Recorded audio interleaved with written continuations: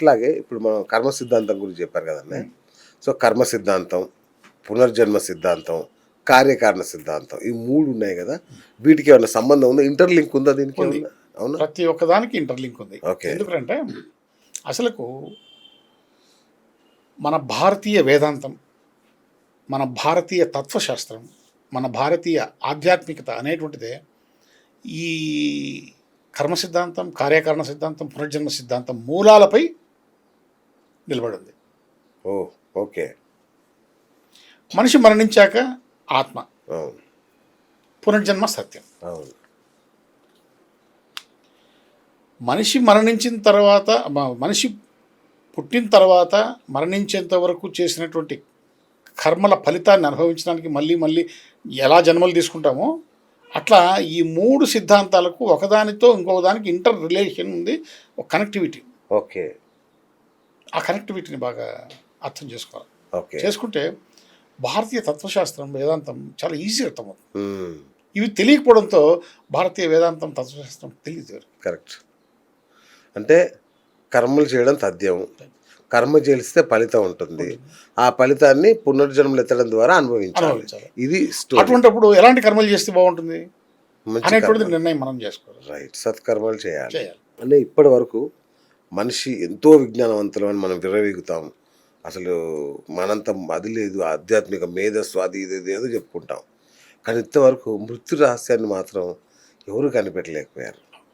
ఇంకోటి, ఏ మతంలో కూడా మృత్యు రహస్యాన్ని ఏ దేవదూత చెప్పలే. అదే అంటున్నా. మనకు అదృష్టవశాత్తు కఠోపనిషత్ అని ఉంటుంది. చర్చించారు దీన్ని. కఠోపనిషత్తులో ఒక అద్భుతమైనటువంటి చాప్టర్ ఉంది.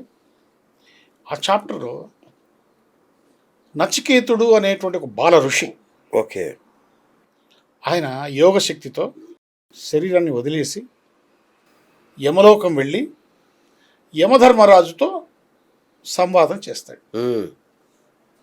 ఒక అద్భుతమైన డిబేట్ జరుగుతుంది వాళ్ళిద్దరి. ఓకే. ఆ డిబేట్ మూలంగా మనకు అనేకమైనటువంటి విషయాలు తెలిసాయి. అందులో ఈ మృత్యు రహస్యం కూడా ఉంది. ఓకే. పునర్జన్మ, అద్భుతమైనటువంటి ఊర్ధ్వలోకాల ప్రయాణాలు, ఇవన్నీ కూడా మనకు ఆ యొక్క కఠోపనిషత్ చదివితే మనకు తెలుస్తాయి. ఓకే. యముడితో పోయి మాట్లాడినటువంటి బాల ఋషి లాంటి సంఘటన ఏ మతంలోనూ నీకు కనిపించదు. అసలు ఆ ఊహ ఉండదుగా వాళ్ళకి. అంత అంత స్థాయికి పోరు. ఓకే. ఒకే పుస్తకం, ఇస్లాం తీసుకో ఒక పుస్తకం, అంతే. బైబిల్, క్రైస్తవం తీసుకో ఒక బైబిల్, అందులో ఏముందో అంతే. అంతే. విస్తృతంగా దాన్ని దాటి ఎవరు ఆలోచించరు. అవును. వారి ఆలోచన పరిధి అక్కడ అయిపోతుంది. కరెక్ట్. కానీ హైందవంలో అద్భుతమైనటువంటి విషయం ఏంటంటే మతాన్ని పక్కన పెట్టి ఆలోచిస్తారు. అవును. పరిశోధన చేస్తారు. హైందవం మతమే కాదంటారు, ధర్మం అంటారు. ధర్మ మార్గం అంతే. అవును. ఇంతకేంటి ఆ మృత్యు రహస్యం? మనకేమన్నా వంట పట్టిందా అని తెలిసిందా? అంటే సంవాదం వాళ్ళిద్దరి మధ్యలో జరిగితే ఆయన కొన్ని చెప్తాడు. ఓకే. ఆయన మృత్యు రహస్యం ఉంటే ఇలా ఉంటుంది, ఇది పరిస్థితి. నేను నా జననం జీవనం మరణం అనే పుస్తకం రాశాను. నాకు దానికి డాక్టరేట్ కూడా వచ్చాను. అవును. అవును. ఆ పుస్తకంలో నేను ఈ నచికేతుడు, ఈ యముడి యొక్క సంవాదం అంతా కూడా రాశాను. ఓ సూపర్. అయితే వింటాను. మనం చిన్నప్పటి నుంచి దేవతల బొమ్మలు చూస్తాం. దేవతల బొమ్మల వెనకాల ఒక అంటే కిరీటం వెనకాల ఒక తెల్లటి చక్రం లాంటిది ఒకటి ఉంటుంది. అది ఏంటో నాకు అర్థమయ్యేది కాదు ముందు. చిన్నప్పుడు బొమ్మలు వేసినప్పుడు కూడా అది కంపల్సరీ వేసేవాడిని. ఆ తర్వాత తెలిసింది దాన్ని ఆరా అంటారు అని. అసలు ఆరా అంటే ఏంటది? మనుషులకు కూడా ఉంటుందా, ఓన్లీ దేవతలకే ఉంటుందా? అసలు అందరికీ ఉంటుంది, దేవతలకు ఉంటుంది, మనుషులకు ఉంటుంది. ఆరా ఆత్మ ఉంటే ఆరా ఉంటుంది. ఓ. కుక్కలకు, జంతువులకు, పక్షులకు ఇట్లా వాటి ఉండదు. ఓకే. వాటికి ఆత్మ ఉండదు. ఆత్మ ఉండదు కాబట్టి. శరీరంలో ఆత్మ ఉండడం వల్ల శరీరం చుట్టూ ఒక కాంతి వలయం ఏర్పడుతుంది. ఓకే. ముఖ్యంగా యోగ సాధన చేసినటువంటి వారికి ఆరా గుర్తించవచ్చు. అలాగే ఋషులకు ఆరా గుర్తించవచ్చు. అచ్చా. ఈ ఆరాలు ఈ 9 రకాల కలర్లలో మనకు కనిపిస్తాయి. 9 రకాల కలర్లు. ఈ 9 కలర్లు 9 గ్రహాలకు ప్రాతినిధ్యం. అచ్చా. ఓకే. ఆధ్యాత్మిక జీవితము అద్భుతంగా ఆధ్యాత్మిక జీవితంలో ప్రయాణం చేసేటువంటి వాళ్ళ చుట్టూ బంగారు కాంతి వలయం ఉంటుంది. మీరు చూసినటువంటి ఈ దేవతలకు వెనక సైడ్ బంగారు కాంతి వలయం, పసుపు కలర్ లో ఉంటది అది. అదే గోల్డ్ బంగారు, yes. Gold colour. సో అది ఆధ్యాత్మిక జీవితాన్ని జీవించే వాళ్ళకి మాత్రమే ఆ యొక్క కలర్ కనిపిస్తుంది. ఓకే, మనుషులకు కూడా. దాన్ని బట్టి మనం తెలుసుకోవచ్చు. ఇంకోటి ఏంటంటే భూత భవిష్యత్ వర్తమాన కాలంలో జరుగుతున్నటువంటి మొత్తం కర్మల ఫలితము, కర్మల రాశి అంతా కూడా ఈ ఆరాలు నిక్షిప్తమై ఉంటుంది. ఈ ఆరాలు నిక్షిప్తమై ఉంటుంది. ఈ ఆరా ఎవరికైతే అద్భుతంగా ఉంటుందో వారికి ప్రతికూల శక్తులు, నెగటివ్ ఫోర్సెస్ వాళ్ళని తాకలేవు. అచ్చా, ఓకే ఓకే. మనం ఆరాను పెంచుకోవాలి అంటే అద్భుతమైనటువంటి జీవితాన్ని, సాత్వికమైనటువంటి జీవితాన్ని, ఆధ్యాత్మిక జీవితాన్ని అలవర్చుకొని ముందుకు పోతూ ఉంటే ఈ ఆరా యొక్క ఈ కాంతి మనకు ఈ బంగారు కాంతికి చేరుకుంటుంది. ఆ 9 కలర్లలో ఈ అద్భుతమైనటువంటి స్థితికి మనం చేరుకోగలం. అంటే మానవుడే మాధవుడే స్థితికి వస్తాం. కానీ తక్కువ మనం అంటే ఉదయం లేస్తే మనం పరిగెత్తున్నాం. మనుషుల్లో మనం ఎక్కడ చేస్తాం? మనం ఉదయం లేస్తే పరిగెత్తున్నాం. ఇప్పుడు మనకు కావాల్సినంత డబ్బు మనకు ఉన్నా కూడా రేపు ఇంకా చాలు అనుకోం, రేపు మళ్ళీ పరిగెత్తానే ఉంటాం. మనకు ఈరోజు బాగా తృప్తిగా తిన్నాము, మధ్యాహ్నం తిన్నాము, రాత్రి కొంచెం తగ్గిద్దాంలే అనుకో, మళ్ళీ రాత్రి తినాల్సింది. మనిషికి అంతులేని ఒక ఆశ. మనిషి జీవితంలో 60వ సంవత్సరం, 60వ పడి, షష్ఠి పూర్తి ఇట్లాంటివి చేసుకుంటారు 60 ఏళ్ళు కాగానే. ఎందుకు అసలు 60కి అంత ప్రాధాన్యత అన్నగారు? ఇప్పుడు నేను కూడా 60 సంవత్సరాల్లో రిటైర్డ్ అయినా. అవును. అంటే అప్పుడు మాకు 58 ఉండే, అది 60 చేశారు, తర్వాత 62 కూడా చేశారు. ఓకే. ఇదేంటంటే 60 అనేటువంటిది జీవితంలో ఒక అద్భుతమైన సందర్భం. అంటే జీవితంలో ఒకేసారి వస్తుంది. రైట్. ఎందుకు వస్తుందంటే పుట్టినప్పుడు మనము ఏ తిథి నక్షత్రము సంవత్సరంలో పుడతామో 60వ సంవత్సరంలో మళ్ళీ అవన్నీ తిరిగి వస్తాయి. అచ్చా, ఓకే.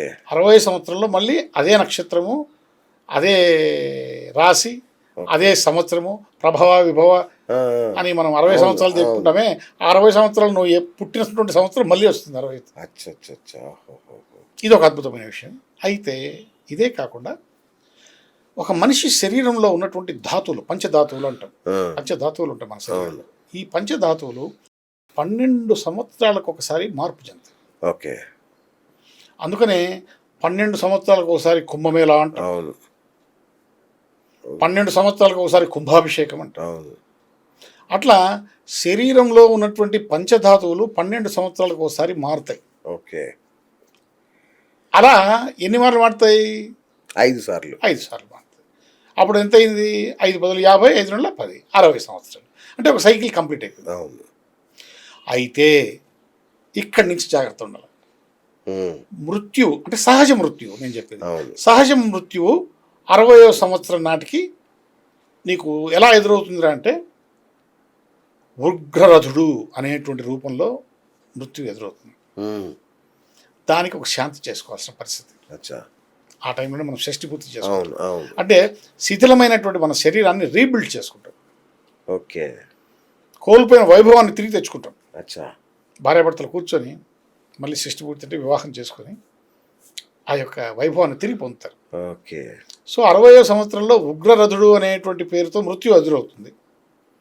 మళ్ళీ 78వ సంవత్సరం భీమరథుడు అనే పేరుతో మృత్యు ఎదురవుతుంది. దానికి ఒక శాంతి చేసుకోవాల్సి ఉంటుంది. 78. ఓకే. తర్వాత 84వ సంవత్సరంలో విజయరథుడు అని మృత్యు ఎదురవుతుంది. ఈ 3 తప్పించుకోగలిగితే నువ్వు పూర్ణాయుష్కుడివి. ఎట్లా? 84 సంవత్సరాలు నువ్వు బ్రతికితే 1000 పౌర్ణములు చూసి ఉంటావు. సహస్ర చంద్ర దర్శనం అంటే 1000 పౌర్ణములు దర్శించినటువంటి వాడు పూర్ణాయుష్కుడు. శతమానం భవతి శతాయుష్ అని అతన్ని అందరు గౌరవిస్తారు. పూర్ణాయుష్కుడ్రా, అన్ని మృత్యులను దాటుకొని వచ్చాడ్రా. అందుకనే జననం భీభత్సం, మరణం సౌందర్యం. రివర్స్లో చెప్పినట్టు అవును లేదు, జననం బీభత్సం. ఒక మనిషి పుట్టేటప్పుడు ఆ తల్లి ఎంత మరణ వేదన అనుభవిస్తుంది, ఓకే. కానీ మరణం సౌందర్యం. ఓ, అంటే 84 సంవత్సరాలు వచ్చిన తర్వాత ఇక ప్రతిదీ బోనసే ఇక.